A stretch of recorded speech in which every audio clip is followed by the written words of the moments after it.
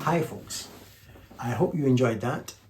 Many of you may know that Mark Knopfler is my main guitar hero throughout my whole life.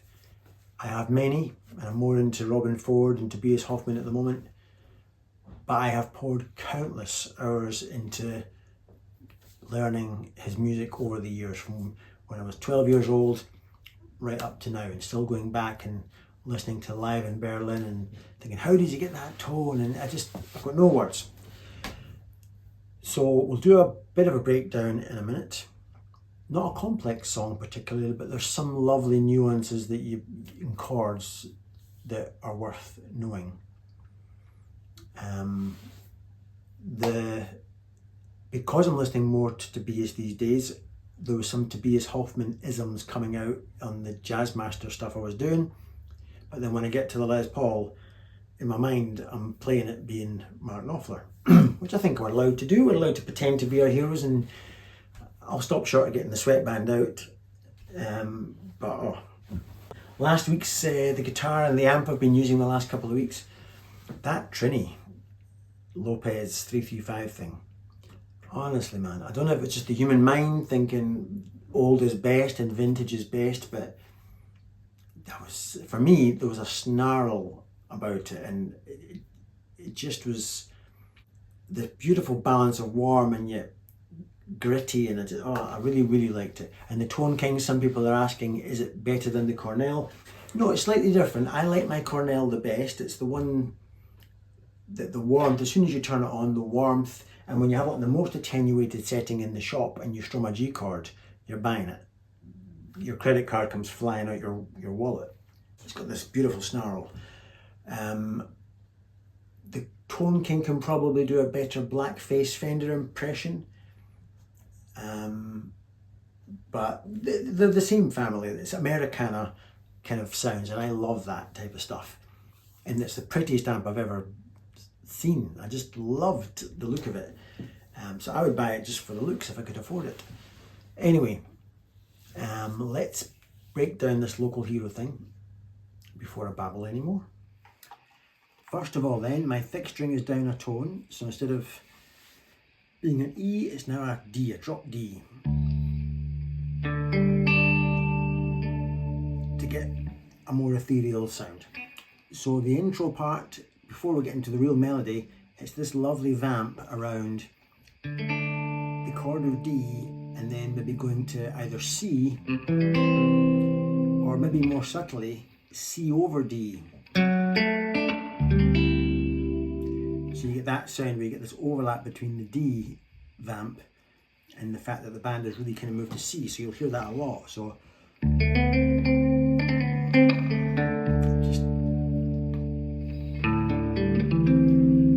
that's just me voicing a C chord. There it is there, but I've got that note in and that note, and you could even play the thick open string to give that C over D sound.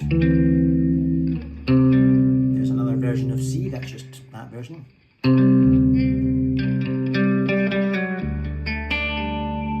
I sometimes take notes off my D chord. That's just a C chord. I've got the open D string vamping away. You get the idea?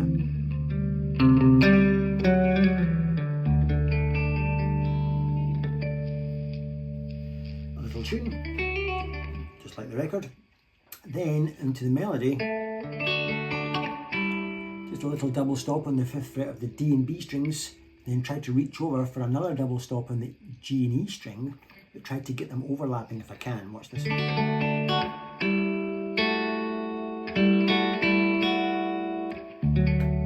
that's just a D chord. This is floating.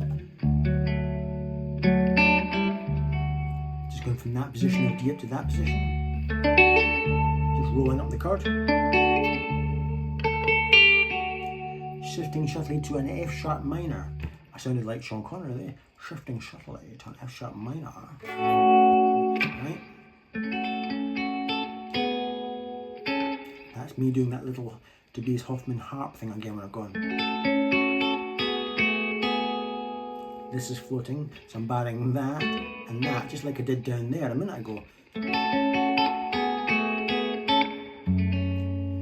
floating. That's just a bog standard F sharp minor. It would look like that, but I can't play with my thumb there because the string's tuned down, so I'm having to go like that. And then to go from that F sharp minor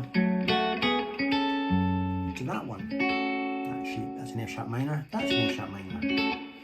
So. And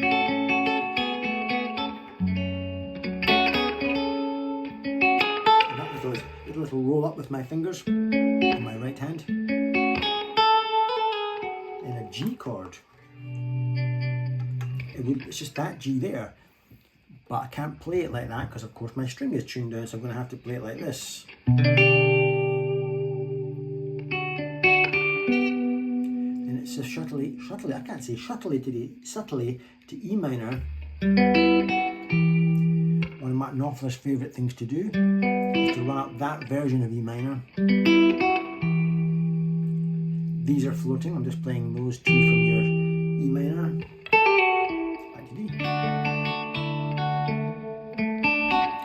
A7, or I'm playing A13, then an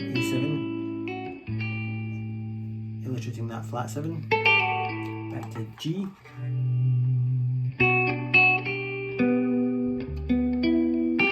D, A13, to A7, and a B minor 6. There's your B minor. When you take that down 3 frets, your root note, and I'm getting this note, this 6th note, and again, like that. I can't even play more.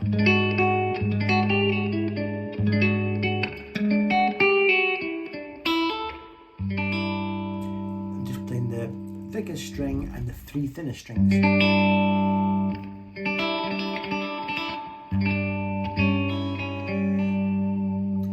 Then just a straightforward B minor, but led by the, if you weren't tuning your guitar different, you'd play a B minor like that, but you would lead it from that note there if your guitar wasn't tuned funny, but mine's is tuned funny of course, so it has to be that. Dropping the first finger a little bit.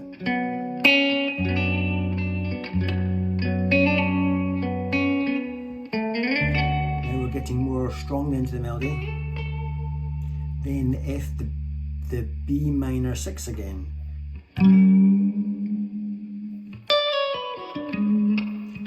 That's another way to play a B minor 6. That would be your B minor, and the root note for that would normally be there. And I'm playing, of course, when we drop the root note down 3 frets, it makes it the minor 6. So now it's a lovely shape to play that, such an easy shape. And just running down that chord to reillustrate it. Up to G, that's why I can do the harmonic. A bit of lead, back to the F, back to the B minor again. Yeah.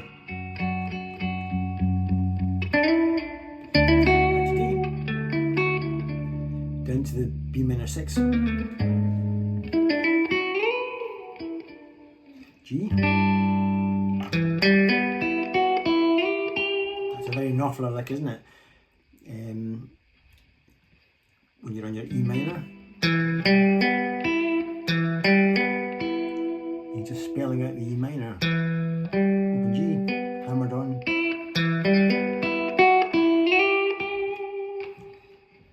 The B minor again.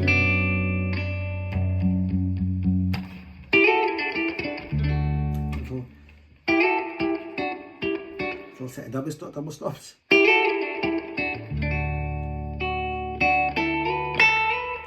This was a nice thing that it does.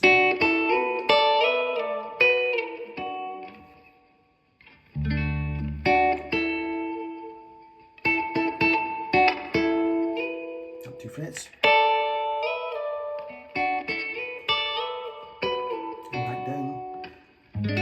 B minor 6,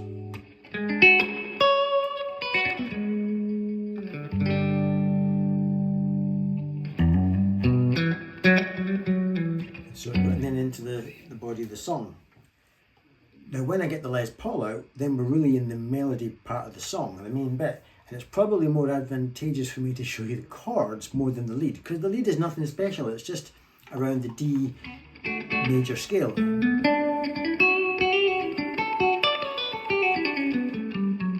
That's where I am. It's very nuanced, of course, and I've been playing it for decades, and it's probably my favourite thing in the world to play, so I'm very into it. But technically it's not demanding. But the chords, very interesting. So I'm keeping this guitar with the string down because that's what I did. So my chord shapes will be different when I'm hitting the thick string, but we can talk about that. So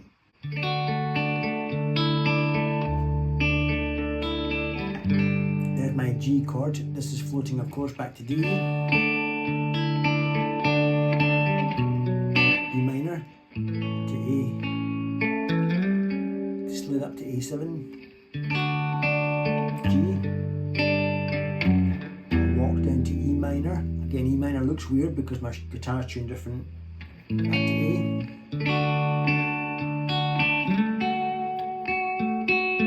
G.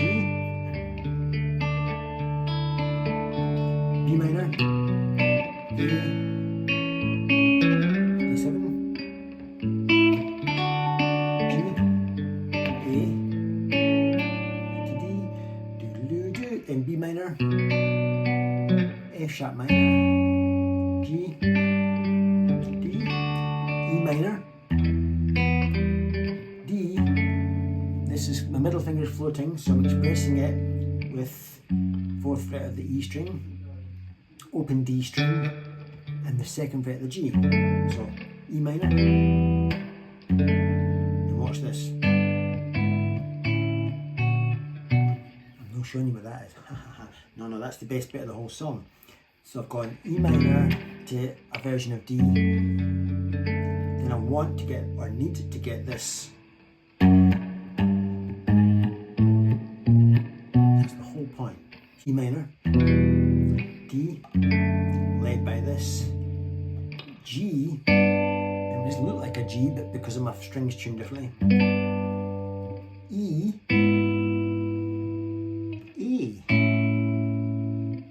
F sharp, B minor, once again E minor, D,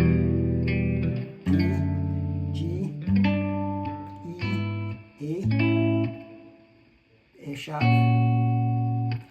B minor, down to F sharp minor, G, E minor, D, G, A suspended 4th. Kind of almost repeats, more or less, because on the second time round the chord gets in with more B minor, so you go B minor, that one in on the first time round, and that's really all it is.